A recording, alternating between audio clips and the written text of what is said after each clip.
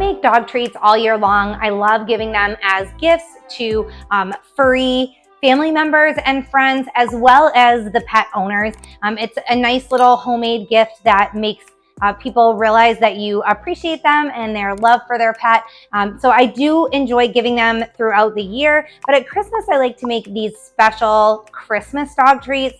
They're super cute and they're really easy to make, very inexpensive to make.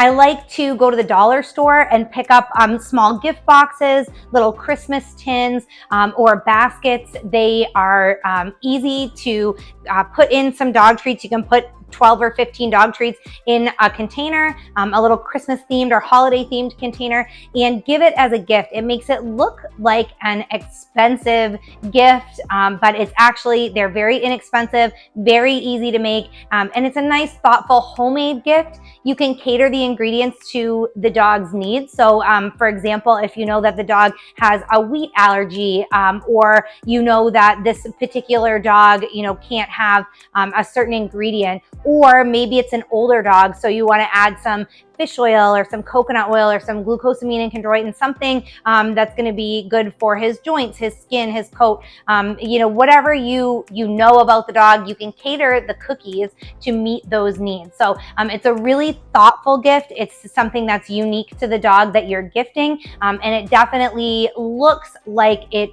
took a lot more time, and it cost a lot more than it actually did. So I love that. I love finding gifts that are really heartfelt and thoughtful, but also, don't break the bank, because we have a lot of gift giving to do this time of year.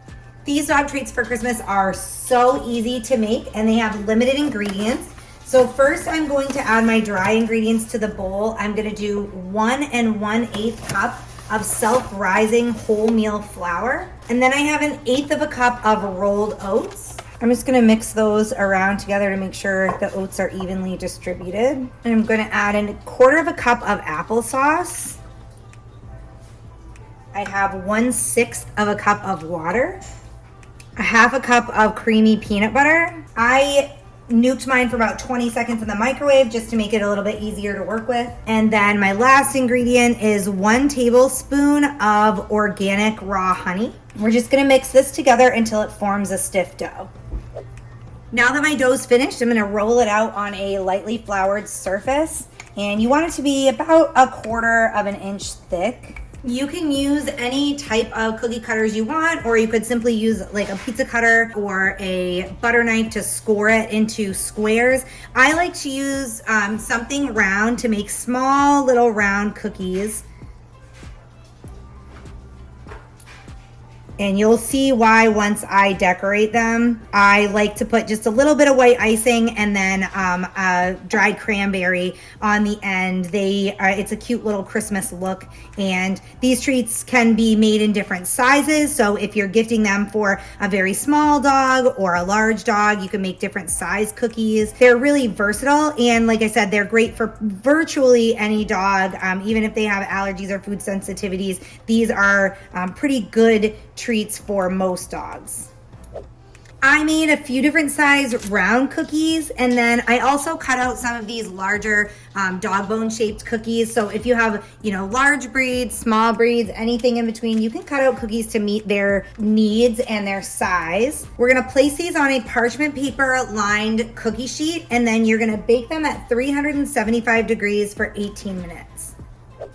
If you'd like to ice these Christmas cookies, you can. It's really simple to do, and you definitely don't have to if you don't want to. I've done a few already. I make my frosting or icing for these. There's 2 different recipes you can use. One is 3 tablespoons of low-fat cream cheese, 4 tablespoons of plain yogurt, and then just a pinch of ground cinnamon.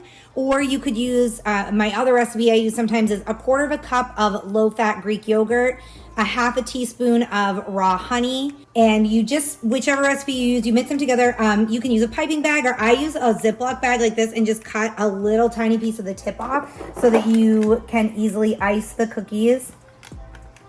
You can go around the edges of the bones. You could fill the whole bone in if you wanted to. It doesn't matter, however you like to do it. I just put quite a bit on this one, and then I'm gonna spread it out with a butter knife.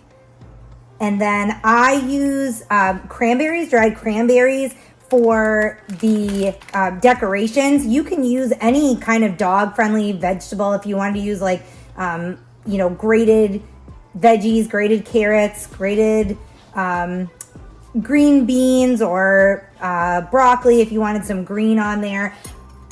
I like the way that the cranberries look, so I can just use little bits of dried cranberries on here. On the round ones, I like to just do like, it almost looks like a leaf on the top,